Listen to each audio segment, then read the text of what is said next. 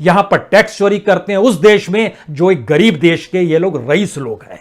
इस देश में वाकई 80 करोड़ लोगों के घर में 2 वक्त चूल्हा नहीं जलता है। सरकार को मुफ्त में अनाज बांटना पड़ता है। रोजगार की स्थिति नाजुक हो चली है, फिर भी इस देश में और इसी देश की कमाई से हम दुनिया के दूसरे देशों में अपनी संपत्ति को बढ़ाने की दिशा में बढ़ते चले जाएंगे। क्या यह राजद्रोह नहीं है? क्या यह जनद्रोह नहीं है?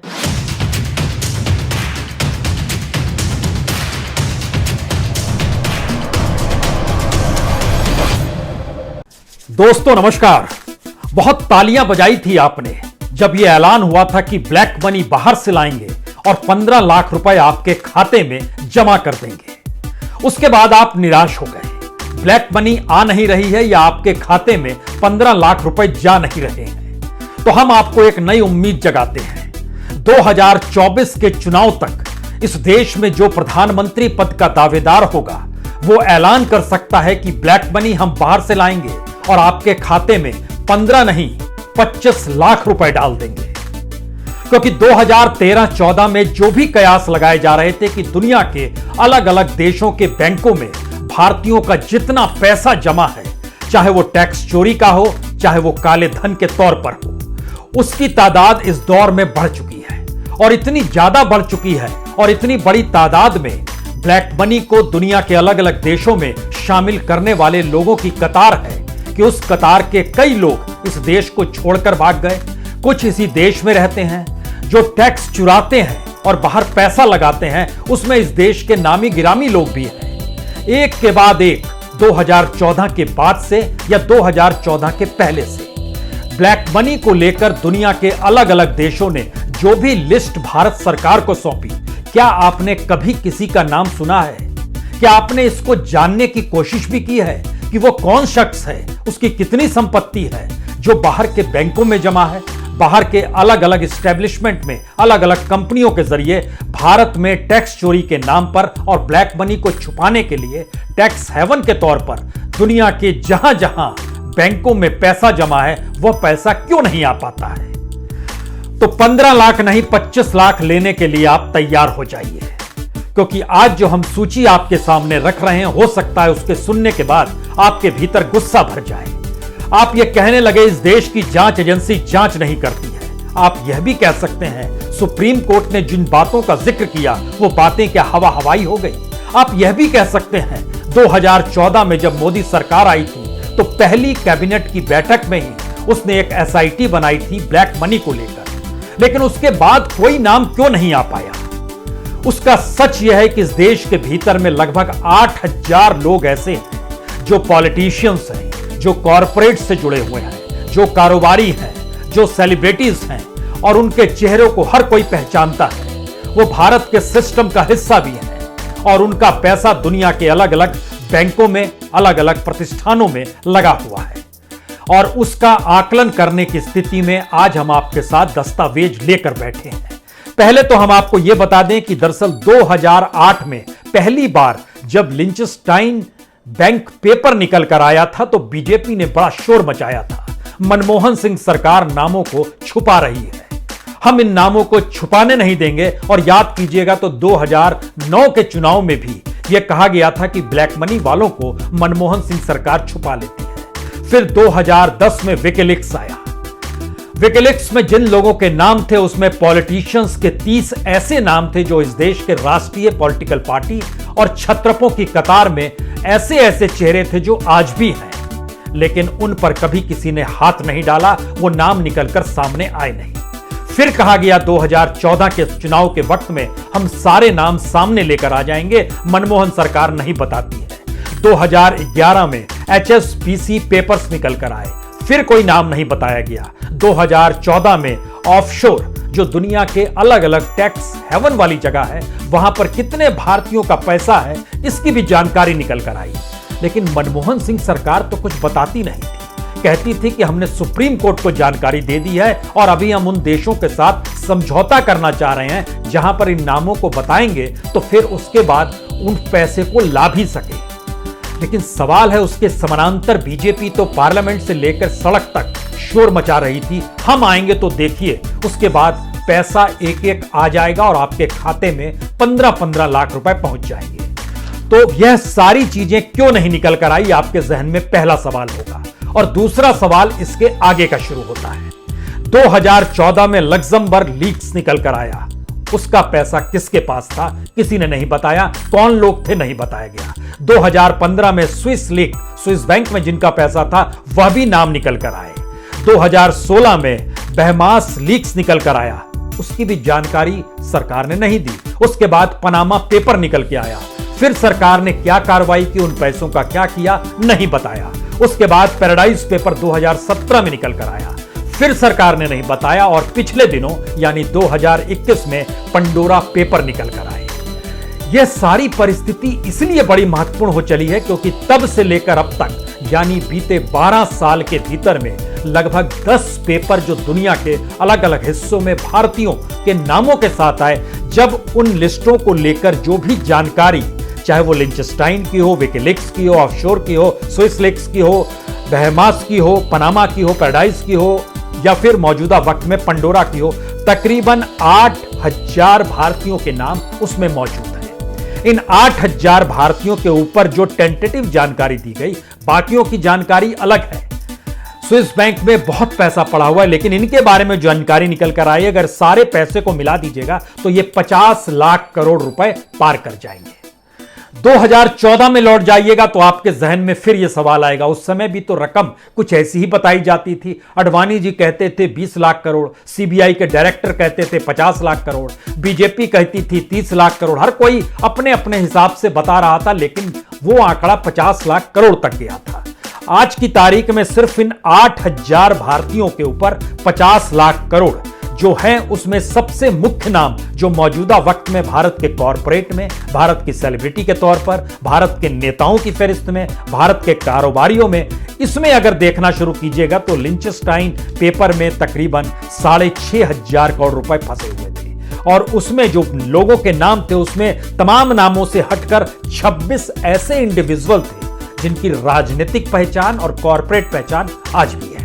12 ट्रस्ट थे जिसमें से 8 ट्रस्ट आज भी भारत की राजनीतिक सत्ता के साथ मिलकर काम कर रहे हैं। विकिलीक्स में 985 लोगों का नाम और इन 985 लोगों के जरिए तकरीबन 12 लाख करोड़ का जिक्र था, जो स्विस बैंक में भी पैसा रखा गया था। बहमास पेपर में 475 लोगों का नाम जो 2016 में निकल कर आया। जो एचएसबीसी में था उसमें 1100 भारतीयों के नाम थे। पनामा पेपर में 500 लोगों के नाम थे। पैराडाइज पेपर में 714 लोगों के नाम थे।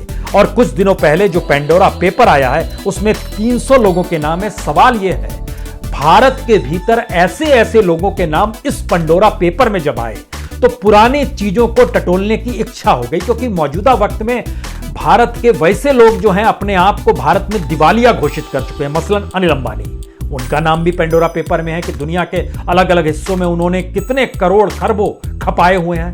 भारत में जिसको भारत रत्न मिल गया, सचिन तेंदुलकर, उनका और उनके परिजनों का नाम भी है। कितना पैसा उन्होंने टैक्स से बचाने के लिए बाहर दे दिया, यानी जिनको पद्म भूषण, पद्म विभूषण सारे तरीके से इस देश में सम्मानित किया गया, उसको भी इस देश में टैक्स बचाने की जरूरत पड़ती है। उसके बाद देखिएगा तो देश के टॉप मोस्ट जो रईस लोग हैं उसमें एक नाम विनोद अडानी का भी है। जी, उस अडानी के भाई हैं ये, और देश के टॉप मोस्ट 10 रईसों में, और इनकी नेटवर्थ इस दौर में बढ़ी है, उनका नाम भी शामिल है। सवाल सबसे बड़ा यह हो चला है, क्या यह कह के चुप रहा जा सकता है जब इतनी बड़ी तादाद में इस देश के भीतर से लोग बाहर पैसा भेज देते हैं, यहां पर टैक्स चोरी करते हैं, उस देश में जो एक गरीब देश के ये लोग रईस लोग हैं। इस देश में वाकई 80 करोड़ लोगों के घर में 2 वक्त चूल्हा नहीं जलता है, सरकार को मुफ्त में अनाज बांटना पड़ता है, रोजगार की स्थिति नाजुक हो चली है, फिर भी इस देश में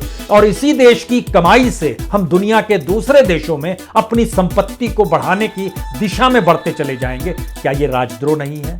क्या यह जनद्रोह नहीं है? क्या यह जनता और देश के साथ किसी भी रूप में आपको नहीं लगता है कि दगाबाजी की गई है? या सिर्फ यह आर्थिक अपराध है? और आर्थिक अपराध की फहरिस्त में इस देश के भीतर में सीबीआई ने जब कहा ईडी जांच करे, आईटी जांच करे, आरबीआई जांच करे, सेबी जांच करे, तमाम जांचों की पूरी प्रक्रिया में एक भी नाम इस दौर में निकलकर क्यों नहीं आता है? और अब 15 लाख से 25 लाख की परिस्थिति देश में अगला जो प्रधानमंत्री बने वो नारा लगा सकता है, हम लेकर आएंगे, हम देंगे, और उसके बाद फिर आप तालियां बजाइएगा। क्योंकि इन पेपरों को देखने के बाद जो डॉक्यूमेंट्स बहुत साफ तौर पर बतलाते हैं कि कॉरपोरेट से जुड़े हुए 128 लोग इस दौर में जिनके नाम थे वह भाग गए इस देश को छोड़कर। उसमें नीरव मोदी भी है, उसमें विजय माल्या भी है, उसमें मेहुल चौकसी भी है, उसमें वो तमाम नाम हैं जो अलग अलग तरीके से छोड़कर चले गए। और इसका एक अलग किस्सा है कि इन्होंने इस देश को ना सिर्फ चूना लगाया राजस्व का, बल्कि इस देश की पूंजी को कर्ज के तौर पर लेकर भी भाग गए और उनके कर्ज पर लिपापोती करने के लिए सरकार ने रिटर्न ऑफ करने की परिस्थितियां पैदा की। और इस देश में तकरीबन 18 लाख करोड़ रुपया जो बैंकों से निकला, उसमें लगभग 9 से 10 लाख करोड़ पर सरकार रिटर्न ऑफ करते हुए, लिपापोती करते हुए किताब से उन नामों को हटाती चली गई। और इसीलिए बैंक मर्जर की परिस्थितियां शुरू हुई। लेकिन आज तो जिक्र उस ब्लैक मनी का हम आपसे कर रहे हैं। इस दौर में कॉरपोरेट के 128 लोग, 132 कारोबारी, 80 सेलिब्रिटी जो अलग अलग क्षेत्रों में जिनकी पहचान थी, और पॉलिटिशियंस की खासियत यह है कि ये हर पॉलिटिकल पार्टी में है, नेशनल हो या रीजनल पॉलिटिकल पार्टी हो।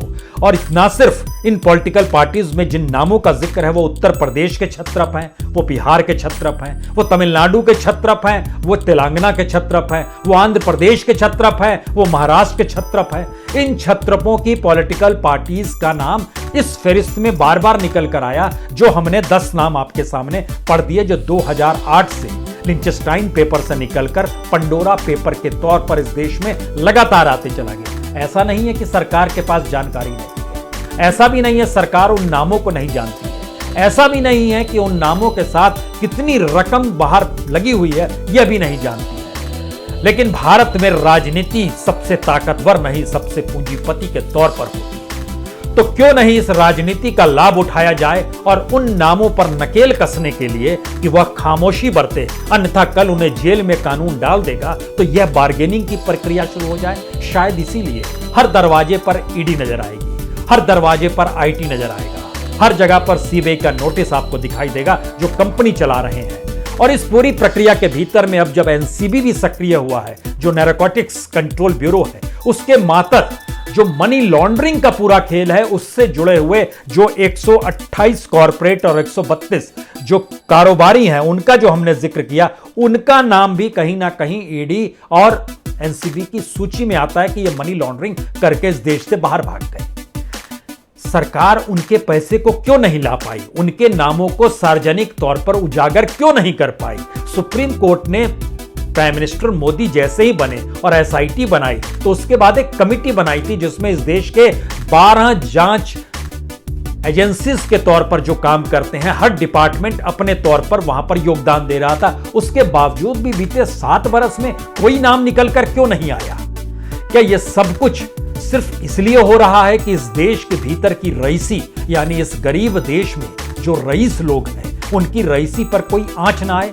क्योंकि अतः पैसा भारतीय राजनीति में आया, अतः पॉलिटिकल फंडिंग भारतीय राजनीति में हुई, इतनी इससे पहले कभी नहीं हुई थी। इतनी रईसी इस देश के भीतर में होती चली गई कि उसका कोई आप हिसाब नहीं लगा सकते हैं। और अगर हिसाब लगाना भी चाहें तो आपको जानकर हैरत होगा कि जितना पैसा इस दौर में नेशनल पॉलिटिकल पार्टीज के पास अज्ञात सोर्सों से भी आया, यानी उस सोर्स की जानकारी नहीं है, उसकी भी कीमत का जब आप एनालिसिस करना शुरू कीजिएगा तो वो हजारों करोड़ में है। यानी हम ब्लैक मनी पर नकेल भी नहीं कस पा रहे हैं और ब्लैक मनी को पॉलिटिकल फंड में तब्दील भी कर रहे हैं। और जो पूरा का पूरा हिस्सा जब बॉन्ड का आता है कि इस दौर में पॉलिटिकल बॉन्ड लगभग 7,000 करोड़ को पार कर गया, ये सारी चीजें निकल कर आती है। तो एक जानकारी आपको देती हैं, 2004 से लेकर 2013, यानी नरेंद्र मोदी को इस देश का प्रधानमंत्री ऐलान करने से ठीक पहले 2004 से 2013 तक इस देश के भीतर में 460 करोड़ रुपया पॉलिटिकल फंडिंग कॉर्पोरेट के जरिए हुई। 460 करोड़ रुपए 10 साल में। और सिर्फ 2 साल में जैसे ही प्राइम मिनिस्टर मोदी बनेंगे, यानी उनके प्राइम मिनिस्टरशिप का ऐलान हुआ 2013 से 2015 के बीच में 797, यानी 800 में 3 कम, इतने करोड़, यानी 797 करोड़ रुपया सिर्फ 2013 से 2015 के बीच में आ गया। और उसके बाद तो हिंदुस्तान बदल गया। आप अगर आजादी के बाद से चीजों को बांट कर देखना चाहते हैं तो हम आपको एक नया टिप देते हैं। 1952 में इलेक्शन से लेकर 1991 तक इकोनॉमिक रिफॉर्म जो हुआ, उस समय तक जितना पैसा इन 39 सालों में पॉलिटिकल फंडिंग के तौर पर पॉलिटिकल पार्टीज को मिला, इकोनॉमिक रिफॉर्म के बाद 1996 से 2009 के बीच में, यानी इन 13 वर्षों में उतना पैसा मिल गया। और इन पैसों के बराबर सिर्फ 2014 के इलेक्शन में ही उतना पैसा आ गया। 2019 के चुनाव में इसके एट पार चले गए। जो लोग पैसा दे रहे हैं वो देश छोड़कर जा चुके हैं, उनकी कंपनीज देश में अपना कारोबार समेट चुकी है। क्या उन कंपनियों का भारत में अभी भी योगदान है? क्या सरकार की पॉलिसी अभी भी उन्हें रियायत देती है? क्या यह वाकई सच है कि पीएमओ के भीतर जो अंतर्राष्ट्रीय तौर पर भारत में निवेश करना चाहते हैं उसमें यही वो लोग हैं जो पैसा रोटेट करते हैं और फिर उसके बाद भारत में अपने कारोबार को बढ़ाते हैं, क्योंकि वो मल्टीनेशनल के तमगे को लिए हुए कहते हैं कि विदेशी निवेश के साथ भारत को विकसित तौर पर देखना चाहते हैं, यहां पैसा लगा रहे हैं, भारत का बाजार खुला हुआ है, हम यहां पर इस रूप में चीजों को डेवलप करेंगे। तो वह रुपया जो बाहर जा रहा है, वो डॉलर जो आ रहा है भीतर, ये दोनों परिस्थिति तब सबसे ज्यादा मजबूत होती है जब कोई देश सबसे आर्थिक तौर पर कमजोर होता है। और डॉलर की स्थिति आज क्या है भारत के रुपए के मुकाबले, ये बताने की जरूरत नहीं है, वो प्राइम मिनिस्टर की उम्र को पार कर चुकी है। सवाल यह है सबसे बड़ा इस दौर में, जो तमाम पेपर्स निकल कर आए और जिन 8000 लोगों का जिक्र है इन पेपरों के जरिए, अलग अलग पेपर में अलग अलग नाम, उन नामों को लेकर सरकार ने पार्लियामेंट के भीतर 6 मौके ऐसे आए, 4 मौके तो जिस समय अरुण जेटली साहब फाइनेंस मिनिस्टर थे, जीवित थे, उस समय वो पार्लियामेंट में बताते थे, और उसके बाद अब के दौर में जो बताया गया वह 2 बार बताया गया। हम ब्लैक मनी पर काम कर रहे हैं और हमसे ज्यादा ईमानदार कौन हो सकता है जिसने इस देश में ब्लैक मनी पर नकेल कसने के लिए एसआईटी बना दी। लेकिन साहब, रिपोर्ट क्या आई? बंद लिफाफे में किनका नाम था जो मनमोहन सरकार ने सुप्रीम कोर्ट को सौंपा, और आपने क्या उसको भी राष्ट्रीय सुरक्षा के तहत यह कह दिया कि इस नामों को उजागर नहीं किया जा सकता है, या फिर यह कह दिया कि इस देश की इकोनॉमी में उस ब्लैक मनी का एक बड़ा योगदान होगा, और जब तक हम इसकी बात की पुष्टि ना कर लें कि वो पैसा सुरक्षित वे में भारत में कैसे आएगा, तब तक हम इन नामों को उजागर नहीं करेंगे, अन्यथा वो भाग जाएंगे। कमोवेश ऐसे ही तर्क दिए जाते हैं जो पेगासस में भी दिए गए। नेशनल सिक्योरिटी का मसला है, नेशनल इकोनॉमी का मसला है, हर चीज राष्ट्रीयता से चीजें जुड़ती चली गई। जब ये बातें जुड़ती चली गई तो फिर इन नामों पे और गौर कीजिए और इस बात को समझिए कि जो नामों का जिक्र हम आपसे कर रहे हैं उसमें इस देश की 6 ऐसे नेशनल पॉलिटिकल पार्टीज हैं जिनका योगदान भारतीय की राजनीति में बाखूबी रहा है और मौजूदा वक्त में खूब है। जो छत्रपों की तादाद है और उनके जरिए जो पैसा लेने का जिक्र है, उनकी तादाद भी इस दौर में कोई है। कमोवेश सबके चेहरे हैं, सबके पहचान है, सारी परिस्थितियों के साथ है। इस देश के भीतर में जो अज्ञात सोर्स से पैसा आता है वो कितना पैसा आएगा, जरा कल्पना कर सकते हैं। 14,651 करोड़ रुपए अज्ञात सोर्स से पैसा आ गया, यानी जो पैसा दे रहा है उसकी जानकारी कभी नहीं दी जा पाएगी। इलेक्शन कमीशन भी मांगता है पॉलिटिकल पार्टी से, यह अज्ञात सोर्स से पॉलिटिकल पार्टीज के पास पैसा गया। ये कैसे संभव है कि कोई भी आदमी ये बताए नहीं कि जैसे वो भक्ति भाव में डूबा हुआ है और भगवान को अर्पण कर रहा है, इसी तरीके से वो पॉलिटिकल पार्टी को पैसा दे रहा है और कह रहा है मेरा नाम मत बताना, मेरा नाम मत बताना, या बताओगे भी तो तुम्हारे लिए बता देते हैं ये मेरा नाम है लेकिन मेरे नाम का कहीं जिक्र ना होगा। अज्ञात सोर्स से पैसा, और उसकी तादाद 14,651 करोड़ रुपए। सबसे बड़ा सवाल यह हो गया कि भारत की इकोनॉमी क्या इतनी डामाडोल हो गई इस दौर में जो ब्लैक मनी पर टिकी हुई है, या फिर सत्ताधारियों की रईसी भी इस दौर में ब्लैक मनी पर ही टिकी हुई है क्या? यकीनन हम इनकार नहीं कर सकते हैं, क्योंकि सबसे बड़ी तादाद में कॉरपोरेट कारोबारी और सेलिब्रिटीज ने इसी दौर में भारत को छोड़ा है। सबसे ज्यादा पैसा इसी दौर में पॉलिटिकल फंडिंग के तौर पर आया है। जो खास तौर से इलेक्टोरल बॉन्ड है उसमें तो देश की सीमा भी खत्म हो गई, बाहर के लोग भी पैसा लगा सकते हैं, पैसा ले सकते हैं, क्या रुचि होगी समझ में नहीं आता है। जो टैक्स हेवन की कंट्रीज हैं वो ब्रिटेन में भी है, वो सिंगापुर में भी है, वो दुबई में भी है, ये तमाम जगहों पर भारत सरकार के अपने समझौते भी हैं। लेकिन सबसे बड़ा सवाल यह है कि इस देश में जिसको मान सम्मान दिया जाता है वो टैक्स भुगतान से बचने के लिए किस तरीके से, यानी भारत के लोगों में क्या सहनशीलता है, विरोध नहीं हो पाता है, विरोध के स्वर नहीं है, और यह सिर्फ वाकई आर्थिक अपराध नहीं है जब इन बात का हम आपसे जिक्र कर रहे हैं कि यह जनद्रोह है, राष्ट्रद्रोह है, क्योंकि यकीनन इस देश के भीतर का सच यह है कि इस देश की पार्लियामेंट के भीतर में हर एक कुर्सी के बाद जो सांसद बैठा है वो दागी है। विधानसभाओं में हर एक कुर्सी के बाद दूसरा एमएलए बैठा है वो दागी है, और उसका जो पैसा है और उसकी जो संपत्ति और उसको जो बनाने की प्रक्रिया है वह तो एक रूप में हमको बैंक बैलेंस के तौर पर नजर आती है, जो औसतन 5 बरस के भीतर में 100% बढ़ जाता है। जनता का सेवक का पैसा दुगना हो जाता है 5 साल के भीतर में, यह एवरेज है। कईयों का तो 500% तक बढ़ गया है, लेकिन उसके बावजूद भी उनके नाम जब ये आते हैं कि बाहर भी पैसा लगाए हुए हैं, तो जरा कल्पना कीजिए कि वह 500% बढ़े पैसा या 5000% पैसा बढ़े। वो पैसा तो इसी देश का है, इसी की खनिज संपदा की लूट होगी, यहीं की पॉलिसी की लूट होगी, यहां पर ही नो एनओसी ना देने की परिस्थितियों की लूट होगी, और यही परिस्थिति का एक छोटा सा हिस्सा हमें लगता है आपको और जानना चाहिए। इस देश को चलाने के लिए टैक्स पेयर का जो पैसा लिया जाता है उसमें सबसे ज्यादा बड़ी रकम पेट्रोल और डीजल की है, यह हर कोई जानता है। लेकिन क्या आपने कभी यह सोचने की कोशिश की कि जब मोदी सरकार सत्ता में आई थी उस वक्त पेट्रोल डीजल की कितनी कमाई इनको हो रही थी, और आज की तारीख में कितनी एक्साइज ड्यूटी से कल्पना कीजिए, जब मोदी सरकार, मनमोहन सिंह सरकार जा रही थी उस वक्त 72,160 करोड़ रुपए एक्साइज होता था पूरे पेट्रोल डीजल का मिला के, यह कमाई थी।